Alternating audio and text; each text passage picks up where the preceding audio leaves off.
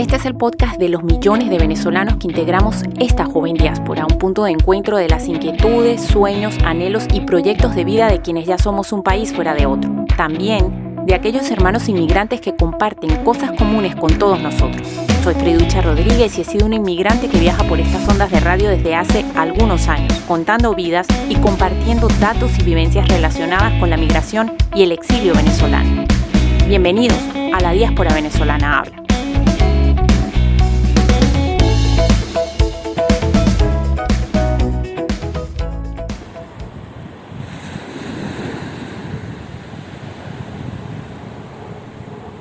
Y Ulises pasábase los días sentados en las rocas a la orilla del mar, consumiéndose a fuerza de llantos, suspiros y penas, fijando sus ojos en el mar estéril, llorando incansablemente. Homero, La Odisea, canto número 5. Ulises es probablemente el máximo exponente de la inmigración.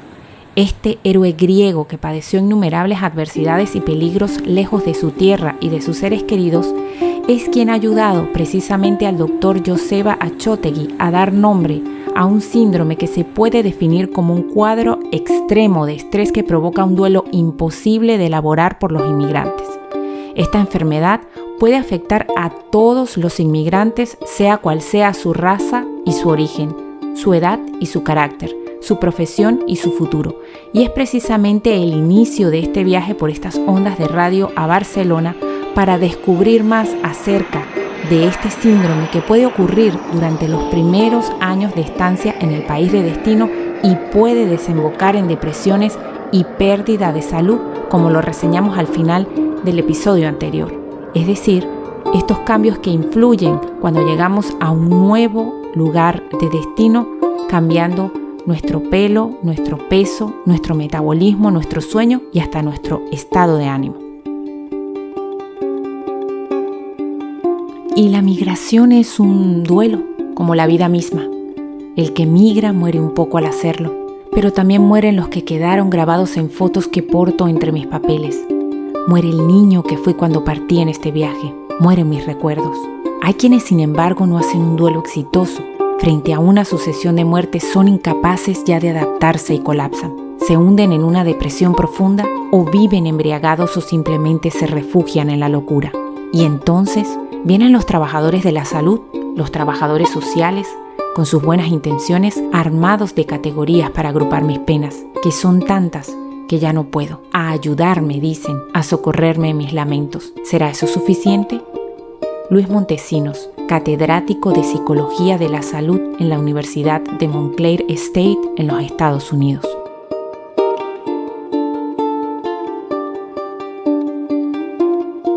Comenzamos hablando de un duelo migratorio que presenta unas características muy propias, distintas a otros tipos de duelo, como por ejemplo la que se produce por la pérdida de un ser querido. En el caso de los inmigrantes, el objeto del duelo es el país de origen, un país que no desaparece, que sigue estando ahí y una posibilidad de volver está presente, salvo en el caso de los refugiados. Por tanto, el duelo migratorio se entiende más como una separación que como una pérdida y estaría delimitado por factores como el tiempo y el espacio. Un tiempo que para la persona que migra puede producir múltiples cambios, tanto en la persona como en el país. Unos cambios que pueden tener efectos negativos si se regresa al lugar del que se partió, porque se corre el riesgo de ser repudiado, apartado de los antiguos familiares y conocidos por su marcha o porque ya no somos considerados como uno de los suyos. El espacio, entendiéndose como esa distancia física o sentimental de la familia, el paisaje, el clima,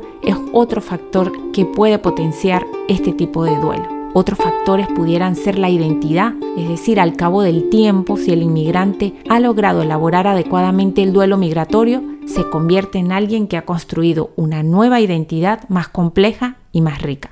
Pero también tenemos que decir que para el fundador del Servicio de Atención Psicopatológica y Psicosocial a Inmigrantes y Refugiados del Hospital Sant Pere Claver de Barcelona, este duelo tiene unas etapas muy definidas, como lo son la negación, la resistencia, la aceptación y la restitución. Aquí existen diferencias, por ejemplo, en cuanto al sexo, pues los hombres parece que pasan más tiempo que las mujeres en la fase de negación. De hecho, según Joseba Chotegui, es más común que las mujeres reconozcan que llegaron a España y se encontraron con que no entendían nada, con que hacía mucho frío y que los primeros días sufrieron mucho, pero luego se fueron adaptando. Los hombres, por su parte, suelen afirmar que al llegar no notaron nada y que los efectos los sintieron más adelante.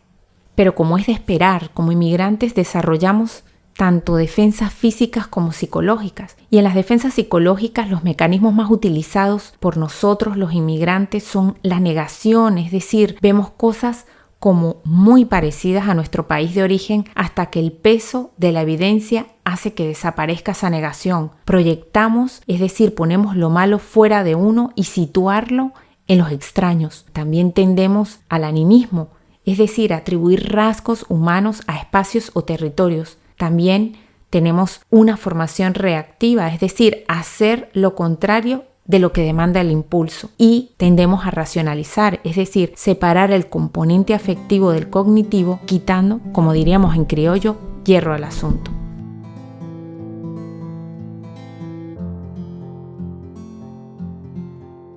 Oración del inmigrante. Bendíceme en la nueva tierra donde vivo. Emigrar es un acto de fe, Señor. Bendíceme en la nueva tierra donde vivo. Acompáñame con ternura, pues me faltan mi familia y mis amigos. Bendice, Señor, las pocas cosas que entraron en mis maletas. Que nunca falte tu provisión, que siempre tenga pan y una almohada para dormir. Bendice la ciudad donde ahora vivo y por favor no te olvides de los míos, de quienes se quedaron al otro lado del mapa. Consuela a mis padres, que mi papá se sienta orgulloso de mi fe y mi madre nunca deje de orar por mí.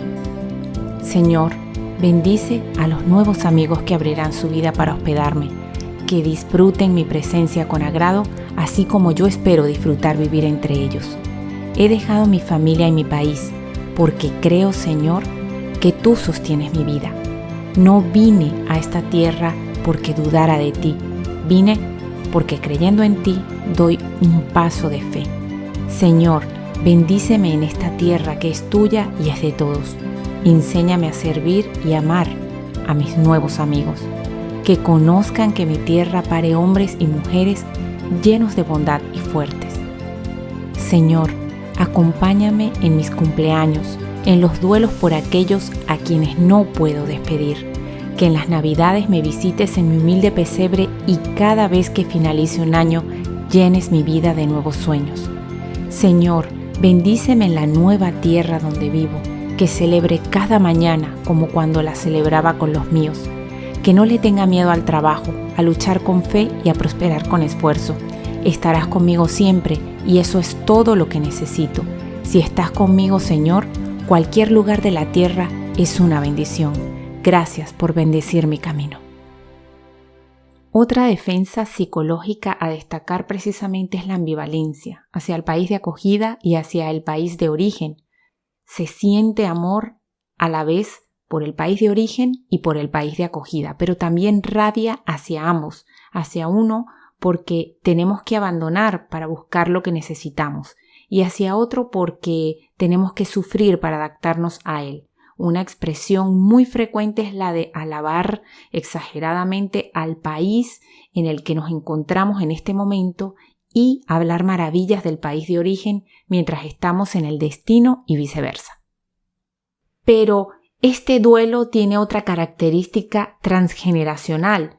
En los niños, por ejemplo, el duelo es aún peor porque pueden haber nacido en el país de acogida, pero han sido educados y criados con los valores familiares con los que se encuentran constantemente entre dos culturas. Es llamativo que la primera generación de inmigrantes encuentra más dificultades para expresar sus problemas, pues todo su tiempo lo dedican a instalarse, a salir adelante, enviar dinero a los familiares y solucionar los problemas legales mientras sus descendientes, con una vida más establecida, pueden expresar de mejor manera esas dificultades. Y por supuesto, el regreso. El regreso del inmigrante, si se produce, si se da, es una nueva inmigración.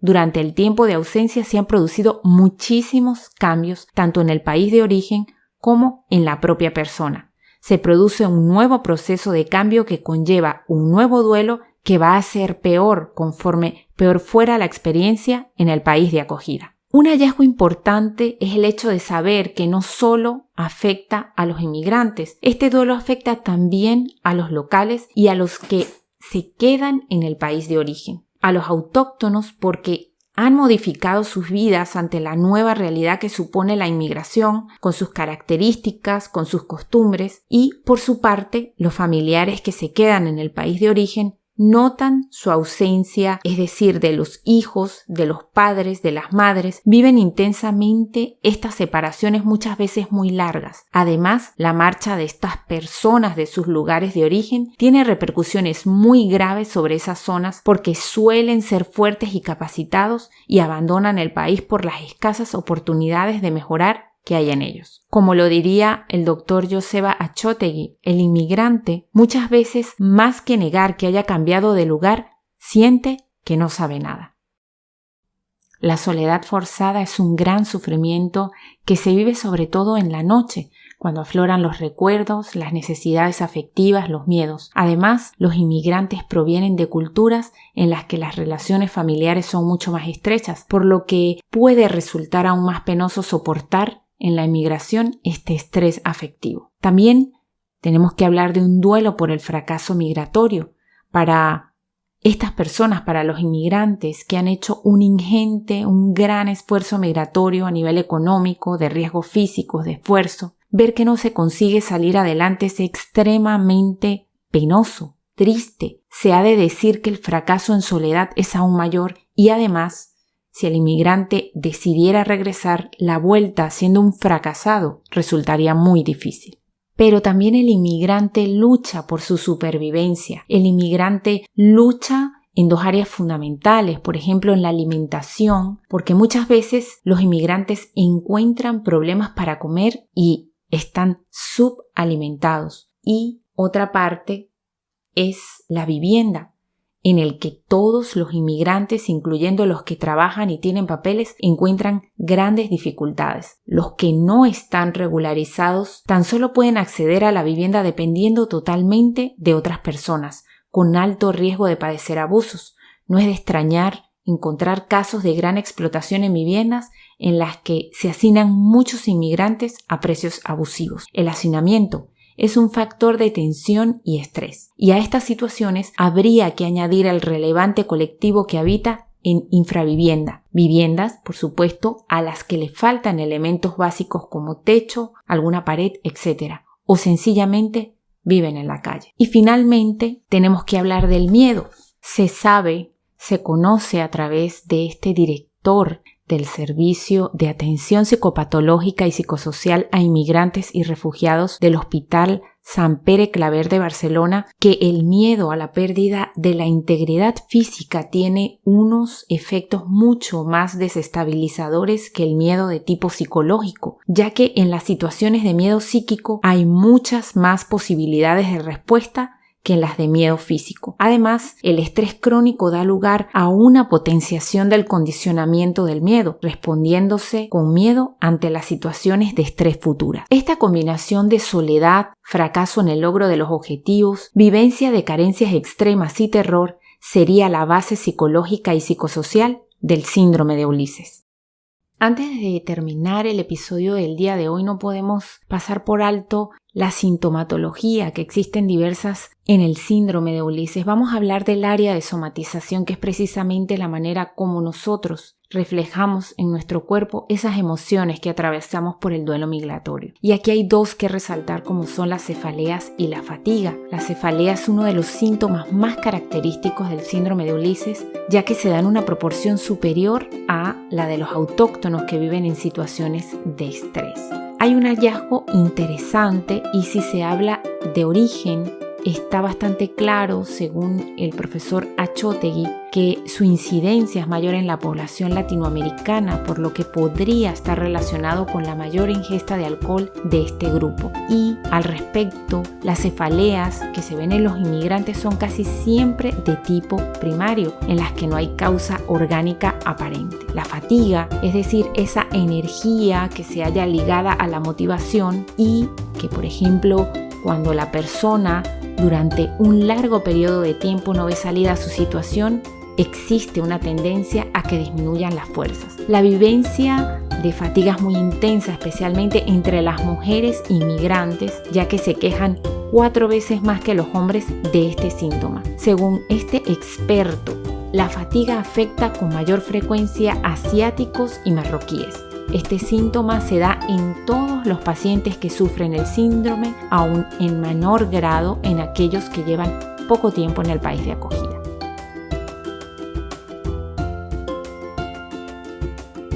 Nuestro acometido con el episodio del día de hoy no es ofrecer una clase magistral acerca del síndrome de Ulises, pero sí llamar la atención a los locales y a las autoridades competentes acerca de esta enfermedad tan propia de los inmigrantes, que existe y hay que hacer visible, y por supuesto para la que hay que buscar alguna solución.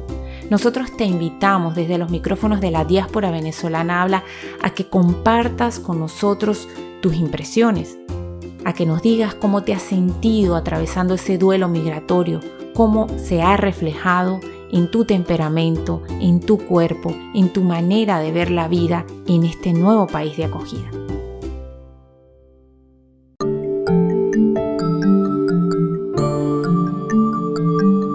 Suscríbete y comparte este episodio e intercambiemos experiencias en torno a este tema. Soy Freducha Rodríguez y en Instagram me encuentras como tal, en las demás redes como La Diáspora Venezolana Habla. La Diáspora Venezolana Habla es un podcast independiente producido en el País Vasco y creado y transmitido por esta amante de la radio desde los estudios de Donostia Cultura Radio. Y en el próximo episodio hablaremos acerca del emprendimiento en la comunidad venezolana y, ¿por qué no?, de los inmigrantes. ¿Cuán difícil es para un inmigrante emprender en una tierra que no es la suya? ¿Es necesario tener contactos y algún colchón económico o financiero? Deseo que nos escuchemos en el próximo episodio y hagamos más viajes sonoros y reflexiones juntos. Dicho esto, agur, es que ricasco, adiós y muchísimas gracias en tiempos de exilio y migración.